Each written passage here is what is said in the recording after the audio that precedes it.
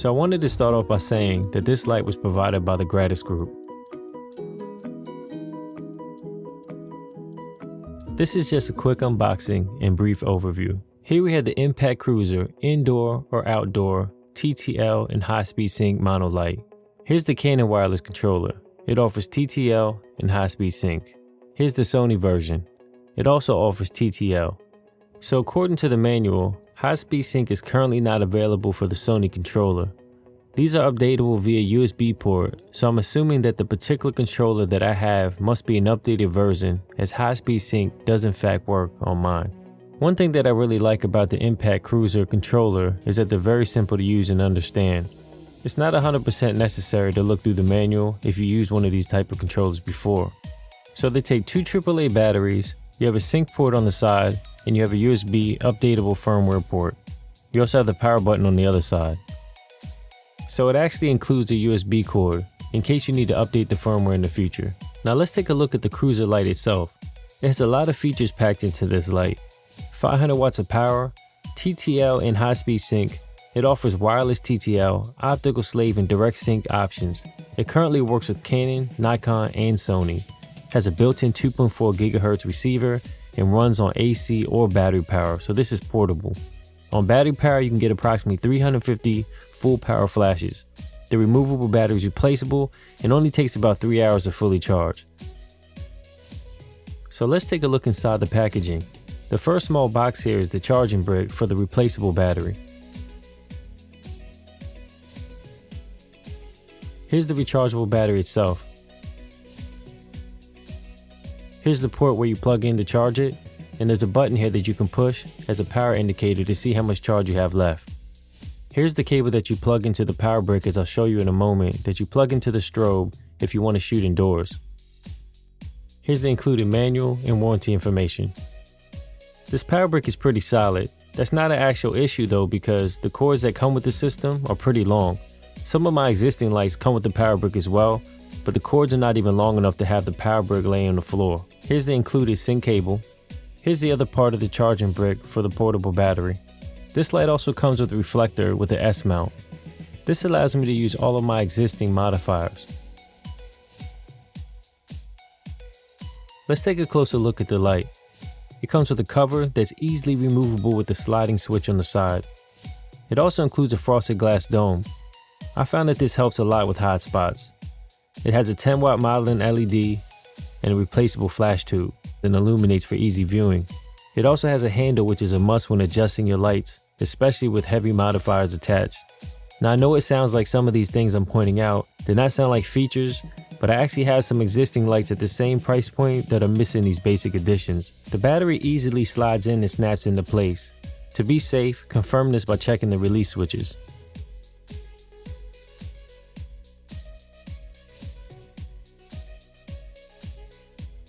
This is why you should confirm that the locking tabs are indeed closed. You normally wouldn't handle a strobe like this, but it's still possible to accidentally release one of those buttons. Here you have a 3-way power switch. Keep it in the center for off, push it down for AC power, or push it up for DC or battery power. The rotary dial here is very simple to use. The cell button is used to turn the optical slave button on or off. The model button turns the modeling light on or off and also selects between 100% and 50% brightness. The channel button allows you to select channels 1 through 8. The group button allows you to select between groups A, B, or C. The test button simply allows you to fire a test flash. On the right you have the battery meter. This is really handy when you're on the go and you need to know how much power you have left. The power dial adjusts the flash output from 2 to 10 in 110 stop increments. Modifiers are easily attached. Line up the holes and twist it clockwise. You'll hear it snap into place. This light includes an umbrella attachment. It's also equipped with a universal power input, so it can be used in the US and abroad with a proper plug adapter. One thing I find nice about the AC operation, it has a 4-pin plug with a screw port. Now that locking collar basically keeps it in so it doesn't pop out by accident. The internal fan keeps the Impact Cruiser light cool and also prevents it from automatically overheating. While the internal fan is slightly audible, it does help keep the light cool. This light also has an overheat limit to protect the light from being damaged. You have a wireless range to about 328 feet or 100 meters. The recycling speed at full power is 3 seconds, so if you wanted to shoot faster bursts, simply lower the power when possible. The color temperature is daylight balanced at 5600 Kelvin, plus or minus about 200 Kelvin. I found it to be exactly at 5600 Kelvin on my sample image shots. The light is easy to handle and weighs just under 6 pounds with the battery attached. While it doesn't come with a carrying case, you could easily stuff this into a backpack. I find that having the display in the back of the strobe makes it less prone to damage when transporting it this way. So let me turn down the lighting so you can get a better view of the screen. This controller is super easy to use. Just hold the power button on the side for a second or two and it'll power on. It illuminates also for easy viewing in darker circumstances. So let me flip the switch to the upward position to use the battery power.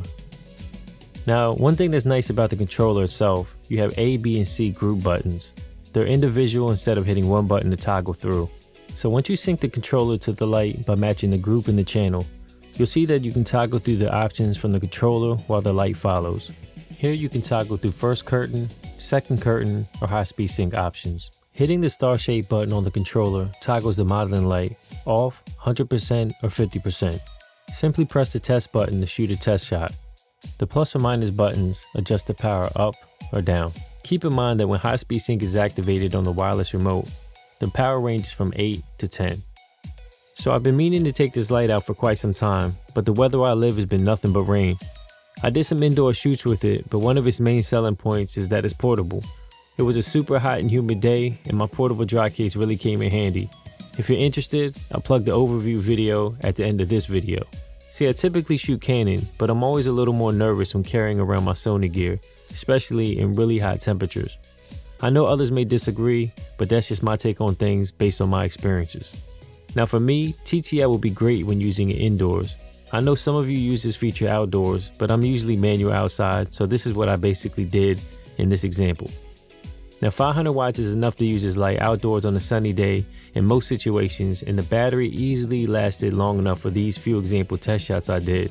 Now keep in mind, it only was a few, but I was out there for quite some time doing other things. I meant to have more footage, but unfortunately, the battery on the camera recording me ended up dying. But like I said earlier, high-speed sync does indeed work with my controller. These particular shots were all shot at 1/3200th of a second at about 8 power on the strobe.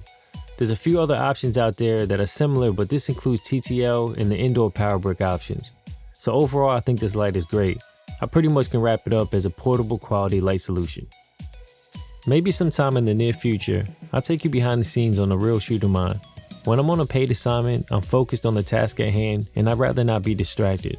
I'm sure my client would appreciate that as well. I know these examples are not very thorough, especially in this situation, but I'll work on providing more information in future videos.